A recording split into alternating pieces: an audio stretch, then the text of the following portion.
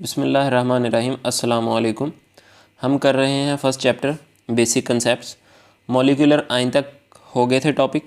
Next हमारे पास topic है relative atomic mass, isotopes, relative abundance of isotopes. ये topics हमने डिस्कस करने हैं। हमने इनकी डेफिनेशंस को डिस्कस करना है, कुछ एग्जांपल्स देखेंगे और एटॉमिक नंबर्स और एटॉमिक मैसेस के बारे में डिस्कस करेंगे। सबसे पहले है हमारे पास relative atomic mass. Relative atomic mass is the mass of an atom of an element as compared to the mass of an atom of carbon taken as 12। अगर हम इस डेफिनेशन को दो पोर्शंस में डिवाइड करें, relative atomic mass is the mass of an element, यहाँ तक कि हमारे पास relative atomic mass एक ऐसा mass है जो एक एलिमेंट में मौजूद एक एटम का mass है। एज़ कम्पेयर्ड, हम उसको कंपेयर कर रहे हैं to the mass of an atom, किसी दूसरे एटम के मैस के साथ। वो जो दूसरा एटम है वो है carbon, of carbon taken as 12। जो हमारे पास 12 कार्बन होती है, हम उसको उसके साथ कंपेयर कर रहे हैं। हमारे पास कोई भी एक एटम है, उसके मैस को हम किसके साथ, कार्बन के एटम के साथ कंपेयर करें। कार्बन के एटम का जो मैस है 12 कार्बन, उसके साथ कंपेयर कर रहे हैं। इसको हम कहते हैं relative atomic mass. The unit used to express the relative atomic mass is called atomic mass unit, AMU। Relative atomic mass को एक्सप्रेस करने के लिए हम जो यूनिट यूज़ करते हैं उसे हम कहते हैं AMU, atomic mass unit. And it is 1/12 of the mass of one carbon atom. अब इसका क्या मतलब है कि अगर हम एक कार्बन एटम लें, उसके मैस के 12 पोर्शंस करें, 12 हिस्सों में उसे डिवाइड करें और उसमें से जो हमारे पास 12वां हिस्सा होगा, 1/12 हिस्सा होगा, वो हमारे पास एक AMU के बराबर होगा। ठीक है, हमारे पास रिलेटिव एटॉमिक मास है और उसको एक्सप्रेस करने के लिए जो हम यूनिट यूज़ करते हैं वो है हमारे पास AMU, एटॉमिक मास यूनिट। क्योंकि एटम का जो साइज़ है वो बहुत स्मॉल है हमारे पास, तो हम उसको सिंपल केजी या ग्राम्स में उसका जो हमारे पास वेट है या मैस है, हम उसको मेजर नहीं कर सकते। तो उसके लिए हमने एक सिस्टम बनाया हुआ है रिलेटिव एटॉमिक मास, तो हम उसको इससे मेजर करते हैं। सेकंड है हमारे पास आइसोटॉप्स। आइसोटॉप्स के टॉपिक को समझने के लिए उससे पहले हमें दो चीज़ों का पता होना चाहिए। फर्स्ट है हमारे पास एटॉमिक नंबर। एटॉमिक नंबर को हम Z से रिप्रेजेंट करते हैं। The number of protons present in the nucleus of an atom, कि हमारे पास कोई भी एटम है, उसके न्यूक्लियस के अंदर जो हमारे पास नंबर ऑफ़ प्रोटॉन्स प्रेजेंट हैं वो उसका एटॉमिक नंबर है उस एटम का। Which is the characteristic of a chemical element and determines its place in the periodic table. हमारे पास जो एटॉमिक नंबर है वो उस एलिमेंट का, उसकी खसूसियत है, उसकी प्रॉपर्टी है, जिसकी बेस पे हम उसे पीरियोडिक टेबल में प्लेस करते हैं कि हमारे पास इसका एटॉमिक नंबर कितना है, 1 2 3 जितना भी है। हाइड्रोजन का 1 है, हीलियम का 2 है, मतलब कि जितना भी है हमारे पास, हम उसको उस हिसाब से पीरियोडिक टेबल में प्लेस करते हैं एटॉमिक नंबर के हिसाब से। एग्जांपल है हमारे पास हाइड्रोजन, किसी भी एटम के न्यूक्लियस में जो प्रोटॉन्स प्रेजेंट हैं वो हमारे पास उसका एटॉमिक नंबर है। सेकेंड चीज़ जो है वो हमारे पास एटॉमिक मास। इसको हम A से रिप्रेजेंट करते हैं।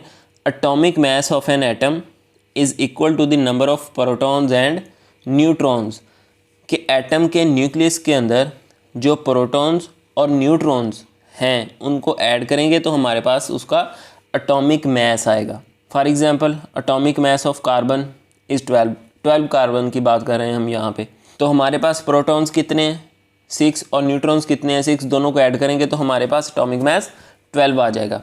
अब नेक्स्ट चलते हैं आइसोटॉप्स, जो हमारा मेन टॉपिक है। Atoms of the same element having same atomic number but different atomic mass, such atoms of an element are called isotopes.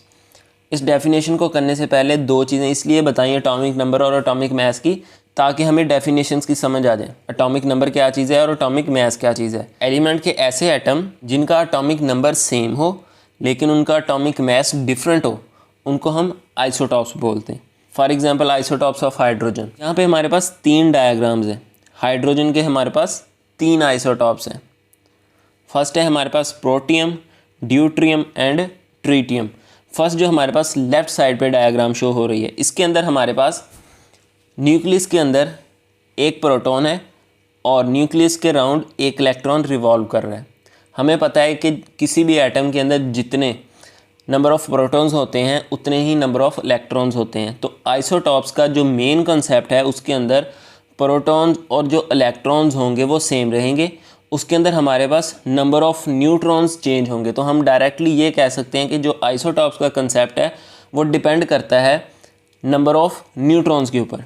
अब हम सेकंड डायग्राम के ऊपर चलते हैं। वो भी हमारे पास हाइड्रोजन का ही एटम है। उसके अंदर हमारे पास एक प्रोटॉन है और एक न्यूट्रॉन है।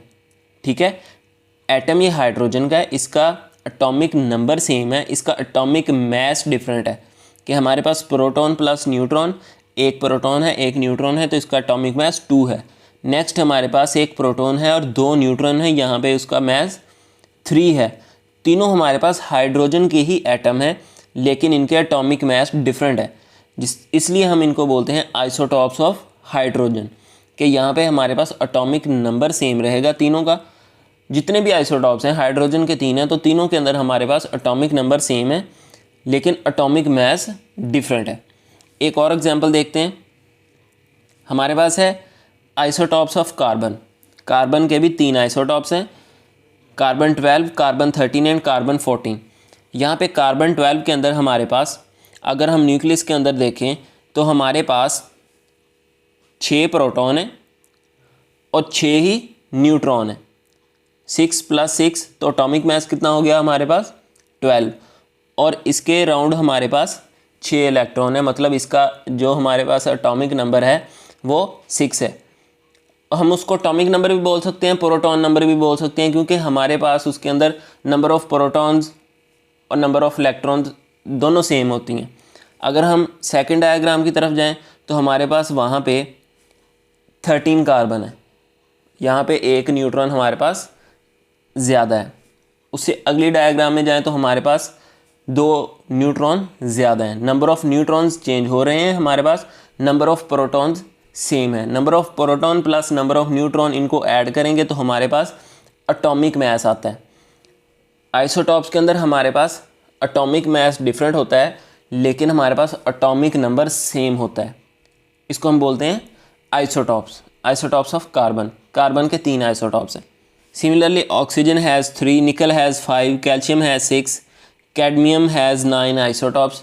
डिफरेंट एलिमेंट्स हैं, उनके डिफरेंट आइसोटॉप्स हैं। नेक्स्ट है हमारे पास रिलेटिव अबंडेंस ऑफ आइसोटॉप्स। इसको हम कह सकते हैं कि परसेंटेज किसी भी चीज़ की, कि आइसोटॉप्स किसी भी एलिमेंट के जो आइसोटॉप्स हैं उसमें से हमारे पास जो कौन से आइसोटॉप की अबंडेंस ज़्यादा है, कि किस आइसोटॉप की ज़्यादा चांसेस हैं कि वो हमारे पास ज़्यादा मिकदार में हो सकता है।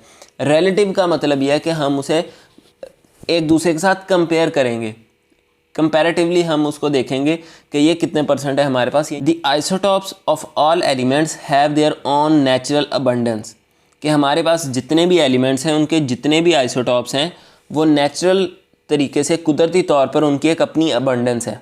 ये हमारे पास एक टेबल है, टेबल के अंदर डिफरेंट एलिमेंट्स के डिफरेंट आइसोटॉप्स हैं, उनके डिफरेंट नेचुरल अबंडेंस बताई गई है।